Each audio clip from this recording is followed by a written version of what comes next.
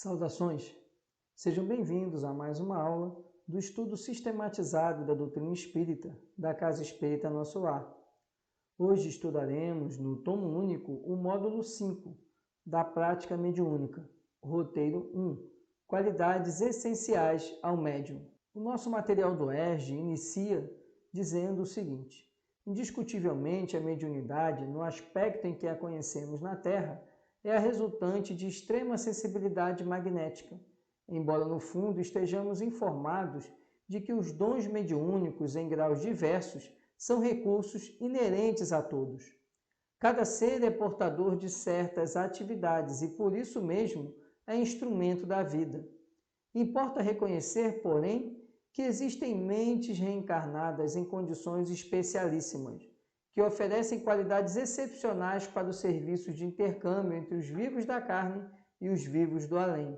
Nessas circunstâncias, identificamos os medianeiros adequados aos fenômenos de manifestação do espírito liberto, nos circuitos de matéria mais densa.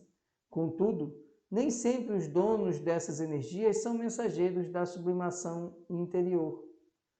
Mais de 2/3 dos médiuns do mundo jazem ainda nas zonas de desequilíbrio espiritual, sintonizados com as inteligências invisíveis que lhes são afins.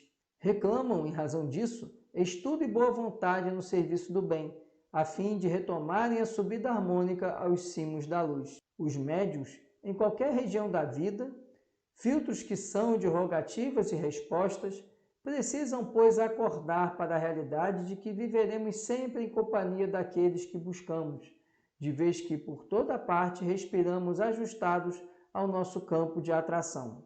O início, então, do material do ERJ nos apresenta que o médium, ele é um indivíduo que tem essa capacidade de interação com o mundo espiritual.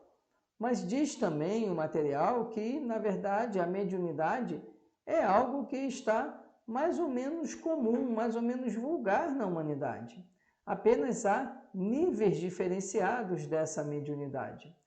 Aqueles médiuns que têm uma intensidade maior, uma facilidade maior dessa comunicação mediúnica, é que acabam manifestando os fenômenos mediúnicos. Mas também explica que desse conjunto de médiuns que habitam o mundo material, 2/3 deles estão em condições ainda de vinculação com a inferioridade. E em razão disso, essa vinculação com a inferioridade faz com que eles, então, sejam canais, sejam instrumentos e até joguetes de espíritos de ordem inferior. Portanto, já nessa apresentação, nos convida o material do ERJ, aqui observemos que a busca da reforma íntima e da elevação moral do médium é o principal instrumento, a principal habilidade, a principal qualidade que deve ser buscada no médium, o esforço pela reforma íntima. Qualidades essenciais ao médium. No Livro dos Médiuns, capítulo 20, item 226, pergunta 1, Kardec questiona: o desenvolvimento da mediunidade guarda relação com o desenvolvimento moral dos médiuns? Não. A faculdade propriamente dita se radica no organismo, independe do moral. O mesmo, porém, não se dá com o seu uso, que pode ser bom ou mau, conforme as qualidades do médium. Como vimos, então, já na introdução, que vimos que o material nos aponta que 2/3 dos médiuns do planeta estão em condições desajustadas e, portanto, são veículo de comunicações e de fenômenos de ordem inferior, atraindo espíritos dessa ordem inferior. Quando Kardec pergunta se a moral do médium tem a ver com a mediunidade, a espiritualidade explica: olha, não. A mediunidade independe da moral.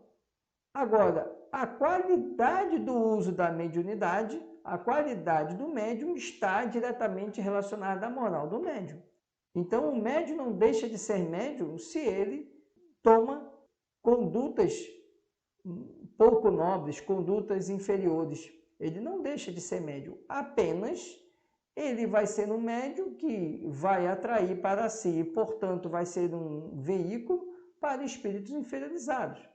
Já um médium que busque sua reforma íntima, que mantenha o seu equilíbrio, busque sua harmonia, pratique o amor e a caridade, vai ser um médium que vai ter uma assistência e vai ter ali a oportunidade de dar comunicação a espíritos de ordem mais elevada.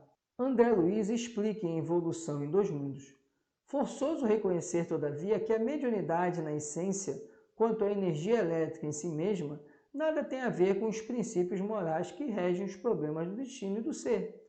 Dela pode dispor pela espontaneidade com que se evidencia sábios e ignorantes, justos e injustos, expressando-se-lhe desse modo a necessidade de condução reta, quanto a força elétrica exige disciplina, a fim de auxiliar.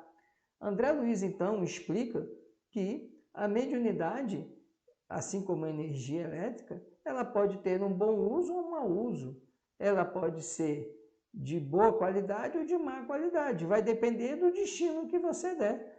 A energia elétrica, ele usa paralelo com a energia elétrica. A energia elétrica que é usada para nos dar conforto, para até salvar vidas através de equipamentos, ela também pode ser usada para matar. Se quem for mexer com energia não tomar as cautelas devidas, vai sofrer ali um revés, vai ter ali um choque, ali, pode ter um ferimento grave ou até morrer. Então, a mediunidade é a mesma coisa. A mediunidade, quando ela é utilizada, né, por um médium que esteja equilibrado e para o bem, ela vai ter um bom proveito. Quando o médium é desarmonizado e ela é utilizada com outras finalidades, ela também terá consequências nefastas, consequências ruins. No Livro dos Médiuns, capítulo 20, item 227, Kardec explica: se o médium, no ponto de vista da execução, não passa de um instrumento, exerce, todavia, influência muito grande sobre o aspecto moral, pois que, para se comunicar, o espírito desencarnado se identifica com o espírito do médium. Esta identificação não se pode verificar senão havendo entre um e outro simpatia, e se assim é lícito dizer-se, afinidade. A alma exerce sobre o espírito livre uma espécie de atração ou de repulsão, conforme o grau da semelhança existente entre eles. Ora, os bons têm afinidade com os bons e os maus com os maus, de onde se segue que as qualidades morais do médium exercem influência capital sobre a natureza dos espíritos que por ele se comunicam. Se o médium é vicioso, em torno dele se vêm agrupar os espíritos inferiores, sempre prontos a tomar o lugar aos bons espíritos evocados. As qualidades que de preferência atraem os bons espíritos são a bondade, a benevolência, a simplicidade do coração, o amor do próximo, o desprendimento das coisas materiais. Os defeitos que os afastam são o orgulho, o egoísmo, a inveja, o ciúme, o ódio, a cupidez, a sensualidade e todas as paixões que escravizam o homem à matéria. Vejam aqui que Kardec, então, explica essa questão da moral do médium e que a moral do médium, embora ela não altere a mediunidade em si como potencialidade, como capacidade, ela vai ter efeitos ligados a essa moral, porque os bons atraem os bons, os maus atraem os maus. E, portanto, os médiuns que buscam ali o seu equilíbrio, a sua reforma íntima, a sua moral elevada, vão atrair para si espíritos de ordem elevada, enquanto os médiuns viciosos, ligados ao orgulho, à vaidade, à inveja, ao egoísmo, vão atrair espíritos que vão se afinizar com esses sentimentos. No Evangelho segundo o Espiritismo, capítulo 26, item 9, temos o seguinte comentário. A par da questão moral, apresenta-se uma consideração efetiva, não menos importante, que entende com a natureza mesma da faculdade. A mediunidade séria não pode ser e não é nunca uma profissão, não só porque se desacreditaria moralmente, identificada para logo com a dos ledores da boa sorte, como também porque um obstáculo a isso se opõe. É que se trata de uma faculdade essencialmente móvel, fugidia e imutável, com cuja perenidade, pois, ninguém pode contar. Constituiria, portanto, para o explorador uma fonte absolutamente incerta de receitas, de natureza a poder faltar-lhe no momento exato em que mais necessária lhe fosse. Coisa diversa é o talento adquirido pelo estudo, pelo trabalho, e que por essa razão mesma representa uma propriedade da qual naturalmente lícito é, ao seu possuidor, tirar partido. A mediunidade, porém, não é uma arte nem um talento, pelo que não pode tornar-se uma profissão. Ela não existe sem o concurso dos espíritos. Faltando estes, já não há mediunidade. Pode subsistir a aptidão, mas o seu exercício se anula. Daí vem não haver no mundo um único médium capaz de garantir a obtenção de qualquer fenômeno espírita em dado instante. Explorar alguém a mediunidade é, consequentemente, dispor de uma coisa da qual não é realmente dono. Afirmar o contrário é enganar a quem paga. Há mais. Não é de si próprio que o explorador dispõe, é do concurso dos espíritos, das almas dos mortos que ele põe a preço de moeda. Essa ideia causa instintiva repugnância. Foi esse tráfico degenerado em abuso, explorado pelo charlatanismo, pela ignorância, pela credulidade e pela superstição, que motivou a proibição de Moisés. O moderno espiritismo, compreendendo o lado sério da questão, pelo descrédito a que lançou essa exploração, levou a mediunidade à categoria de missão. No Evangelho segundo o Espiritismo, então, temos uma explicação muito importante. A mediunidade é uma capacidade, mas ela é uma capacidade que não depende propriamente do médium. O médium tem um papel fundamental, é verdade, mas depende também dos espíritos comunicantes.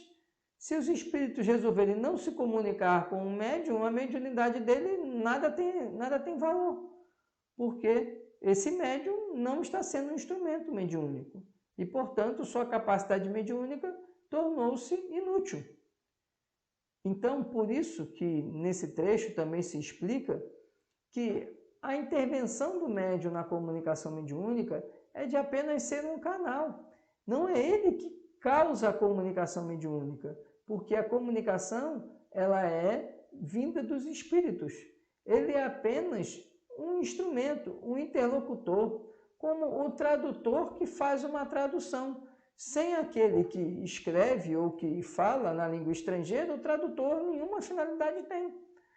Agora, havendo aquele comunicante em língua estrangeira, o tradutor poderá traduzir aquela comunicação e repassar para os ouvintes ou para os leitores. A mediunidade é isso. É necessário que haja a intervenção dos espíritos, a ação dos espíritos em se comunicarem. Por isso que o médium não pode nunca garantir o resultado de seu trabalho. Não pode nunca garantir que fará uma comunicação no dia tal, na hora tal, porque isso vai depender exatamente dessa influência, dessa intervenção dos espíritos. E se os espíritos resolverem não se comunicar, não que ele deixou de ser médium, ele não deixará de ser médium, mas se os espíritos não estão se comunicando, sua mediunidade de nada vale. Então a mediunidade é um atributo, mas esse atributo depende de um terceiro, que são os espíritos. Por isso que encerra aqui a conclusão da leitura do Evangelho segundo o Espiritismo, que não se pode oferir ganho econômico com a mediunidade, porque a mediunidade é algo que não vem do médium. A mediunidade é apenas um instrumento. As comunicações, elas vêm dos espíritos. Então, o médium não pode se locupletar de algo que não é produzido por ele, que ele é apenas um intermediário. Imperfeições que afastam os bons espíritos. Emmanuel, na obra Roteiro, explica: na extensa comunidade de almas da Terra avultam, em maioria, as consciências ainda enfermiças, por moralmente endividadas com a lei divina. Consequentemente, a maior parte das organizações medianímicas no planeta não podem escapar dessa regra. Mais de 2/3 dos médiuns do mundo jazem ainda nas zonas de desequilíbrio espiritual, sintonizados com as inteligências invisíveis que lhes são afins.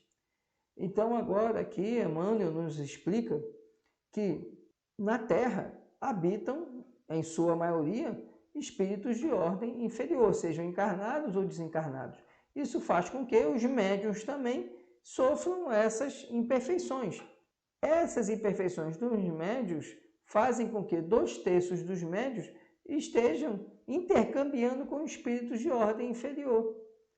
Então, a moral do médium é um fator preponderante na qualidade das comunicações, porque os bons espíritos vão se comunicar com o médium que esteja com sua moral, com sua harmonia elevada, o que não significa que esse médium tem que ser um espírito de luz, mas tem que ser, antes de tudo, alguém que busca seu melhoramento. Sendo assim, não se pode esquecer que a mediunidade é uma energia peculiar a todos, em maior ou menor grau de exteriorização.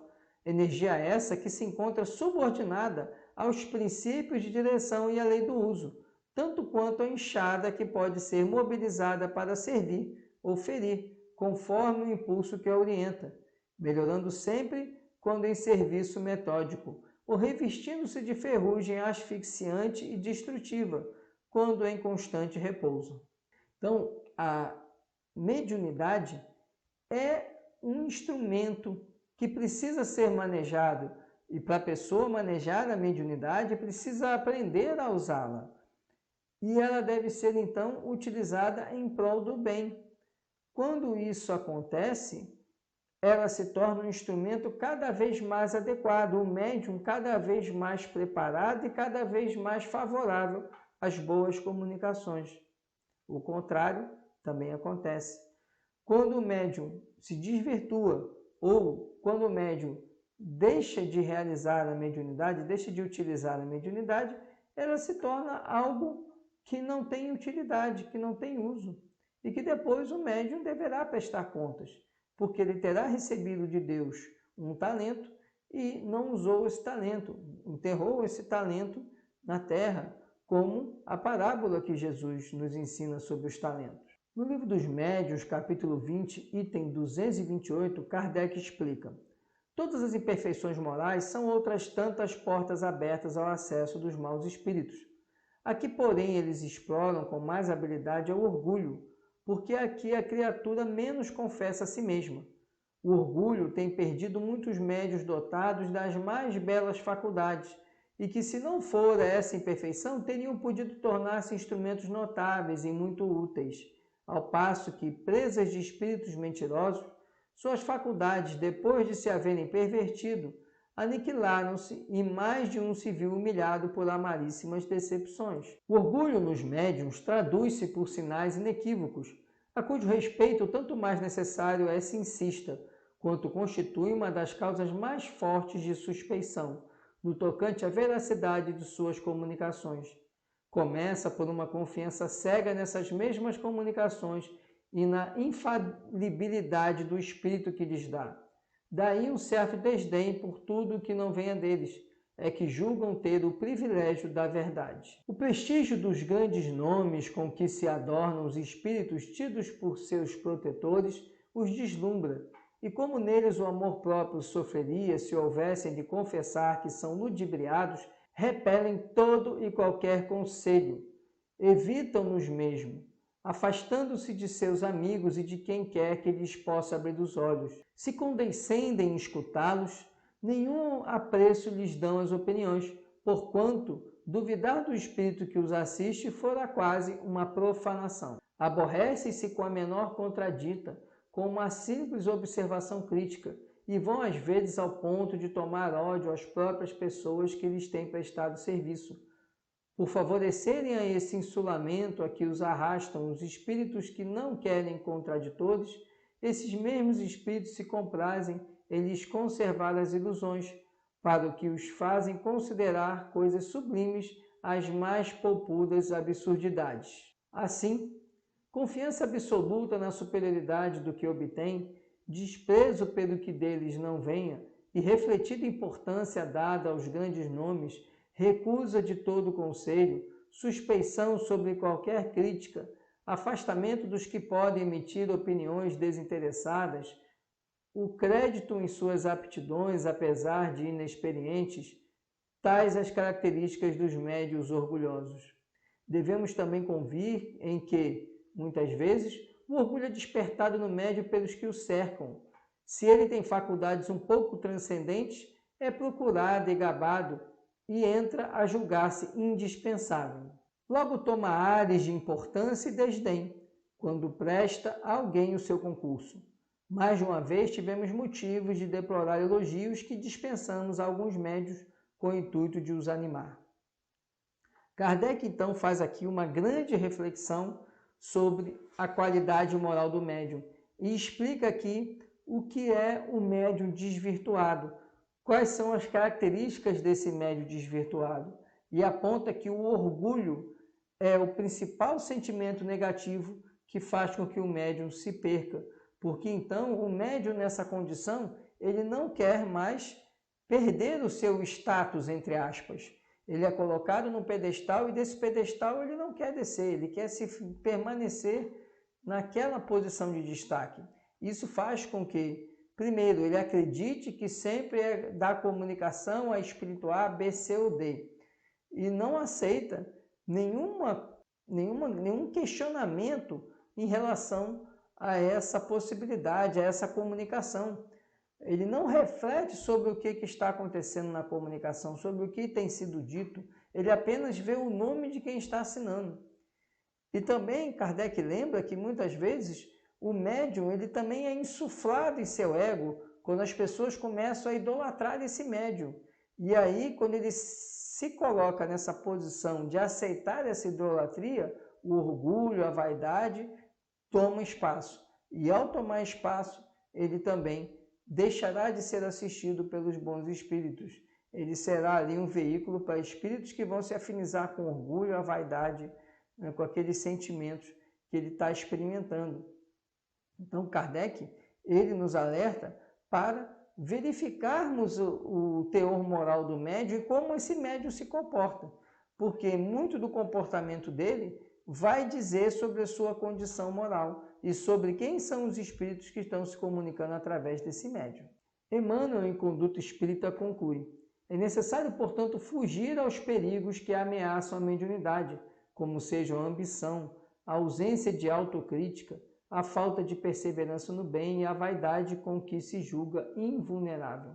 O medianeiro carrega consigo os maiores inimigos a si próprio. Emmanuel, então, nessa obra Conduta Espírita, nos traça aqui alguns pendores que precisam fazer parte da moral do médium, né? A questão de não ser ambicioso, a questão de ter autocrítica, a questão de perseverar no trabalho e no caminho do bem, a questão de afastar a vaidade, afastar a percepção ou o pensamento de que é infalível. Tudo isso ele vai exigir do médium que quer ser um bom instrumento e ser um veículo para os espíritos bons. Então, é preciso compreender que o médium ele deve estar sempre aplicando aquilo que Jesus ensinou, o orai e o vigiai. O orai para se manter em sintonia com as esferas superiores e o vigiai no sentido de vigiar a si próprio, para que ele não caia em comportamentos equivocados. Qualidades que o médium espírita deve desenvolver para obter a assistência dos bons espíritos. Faça mister que todos os espíritos vindos ao planeta com a incumbência de operar nos labores mediúnicos compreendam a extensão dos seus sagrados deveres para a obtenção do êxito no seu elevado e nobilitante trabalho.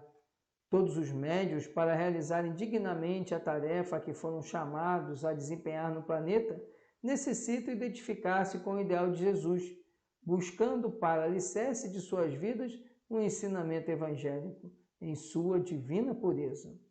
A eficácia de sua ação depende do seu desprendimento e da sua caridade, necessitando compreender em toda amplitude a verdade contida na afirmação do Mestre: dá de graça o que de graça recebeste. Aqui nós já compreendemos que a mediunidade, à luz da doutrina espírita, ela é uma missão.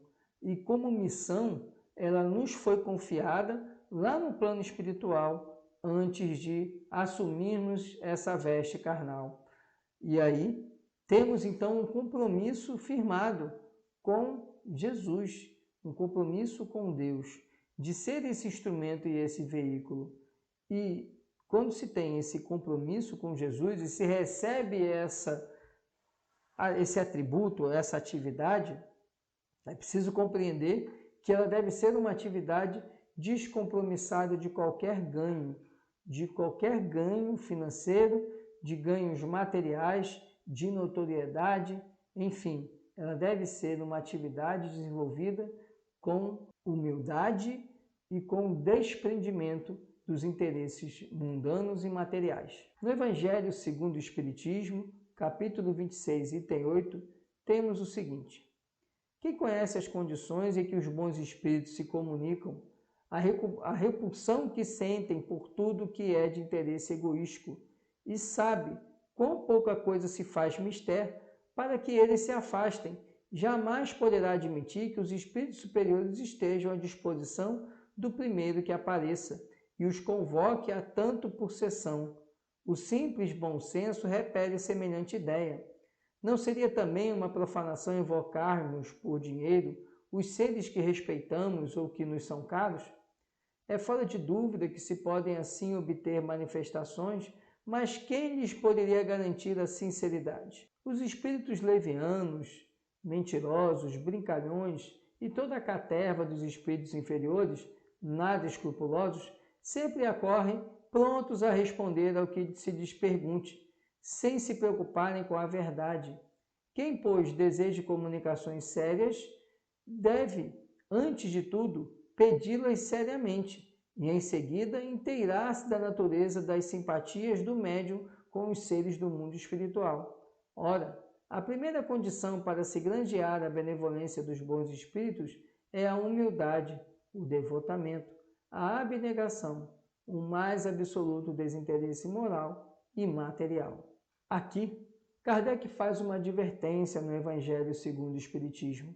Ele nos apresenta que, da mesma forma que no mundo material, as pessoas de bom senso não iriam a determinados locais onde eles sabiam que a reunião não é adequada, o mesmo se dá no mundo espiritual. Os espíritos de ordem mais elevada não vão participar de reuniões ou estar trabalhando com médiuns que não tenham sintonia com eles. Por outro lado, esses médiuns que são levados a utilizar a mediunidade com cunho material, ou seja, com proveito econômico, qualquer proveito material, poder, ostentação, vaidade, esses médiuns são fadados a receberem o acompanhamento de espíritos que vão se afinar com esse pensamento, com esse sentimento. Por isso, Kardec adverte que a primeira condição para se ter ali a assistência dos bons espíritos é a humildade, o devotamento, a renúncia, o desinteresse moral e material, porque assim ele estará recebendo o concurso dos bons espíritos. O médium espírita, em especial, deve esquivar-se à suposição de que detém responsabilidades ou missões de avultada transcendência, como também deve buscar silenciar qualquer prurido de evidência pessoal na produção desse ou daquele fenômeno. Estar atento para não envaidecer-se, ainda quando provenha de círculos bem-intencionados, recusar o tóxico da lisonja. A primeira necessidade do médium é evangelizar-se a si mesmo antes de se entregar às grandes tarefas doutrinárias. O médium tem obrigação de estudar muito, observar intensamente e trabalhar em todos os instantes pela sua própria iluminação. Veja aqui que Kardec traz um elenco de virtudes que o médium deve buscar. Ele deve, então, afastar a vaidade, ou seja, não se deixar levar por qualquer lisonja, por qualquer elogio, né? Não querer se deixar levar pela qualidade do espírito que está se comunicando, pelo nome que o espírito se apresenta, para que ele não se perca.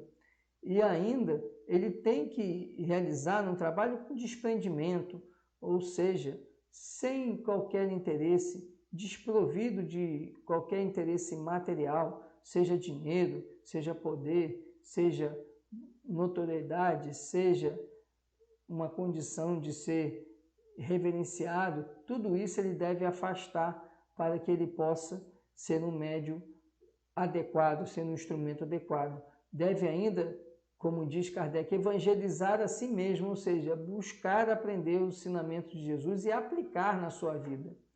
E ainda, ele deve estudar sempre, para que ele saiba, ele cada vez mais se aperfeiçoe no trabalho mediúnico. Para que ocorra uma educação desejável, é necessário o estudo da própria faculdade, assim como da doutrina espírita, a fim de identificar-se o mecanismo das forças de que dispõe, bem como dos valores éticos e instrutivos do espiritismo, que devem ser incorporados ao dia a dia, gerando conquistas morais que libertam o médium das paixões inferiores e atraem os seres espirituais interessados no progresso da humanidade. Adicione-se a disciplina como fator relevante, graças ao contributo da qual se fixam os hábitos salutares no exercício da faculdade, para que se colimem os fins específicos dessa função, a que denominam de natureza extrasensorial. Certamente, esta não é uma tarefa para ser realizada de um golpe, em momento de empatia ou de entusiasmo.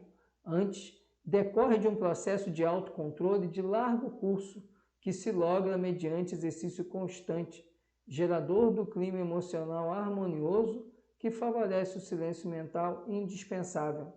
Ninguém estabelece que um médium deva ser um espírito perfeito para atingir esse estado. No entanto, é desejável que ele se esforce por melhorar-se sempre, galgando mais altos graus da evolução, aspirando por mais significativas conquistas morais. Por isso é que não basta a mediunidade para a concretização dos serviços que nos competem. Precisamos da doutrina do Espiritismo, do cristianismo puro, a fim de controlar a energia medianímica, de maneira a mobilizar em favor da sublimação espiritual na fé religiosa. O Espiritismo, simbolicamente, é Jesus que retorna ao mundo, convidando-nos ao aperfeiçoamento individual por intermédio do trabalho construtivo e incessante. O material do ERJ, então, adverte, orienta aos médiuns que a mediunidade em si, ela não vai gerar nenhum efeito. É preciso que o médium se prepare, se qualifique, e essa preparação do médium passa pela sua melhoria moral, pela busca da sua evangelização, ou seja, do estudo do ensinamento do Cristo, pelo estudo da mediunidade para que ele possa dominar os predicados da mediunidade, pelo esforço na reforma íntima e no seu melhoramento pessoal, pelo controle, pela busca do controle de suas más inclinações. E isso tudo exige disciplina, disciplina do estudo, da aplicação do evangelho, da reforma íntima, do controle de suas más inclinações, a disciplina do estudo, tudo isso para que o médium possa ser um instrumento cada vez mais adequado ao intercâmbio com o mundo espiritual. E ao final aqui, o material nos lembra que a melhor forma do médium estudar e se preparar para desempenhar melhor a mediunidade é o estudo da própria doutrina espírita, porque ela vem como um consolador prometido, vem como um instrumento de esclarecimento das mentes daqueles que estão aqui na Terra. Então, através desse esclarecimento, o médium ele vai poder ser cada vez mais um veículo de comunicação e um trabalhador da seara do Cristo. Esse era o conteúdo que tínhamos para o estudo desse tópico. Muito obrigado pela atenção. Até a nossa próxima aula. Muita paz e muita luz.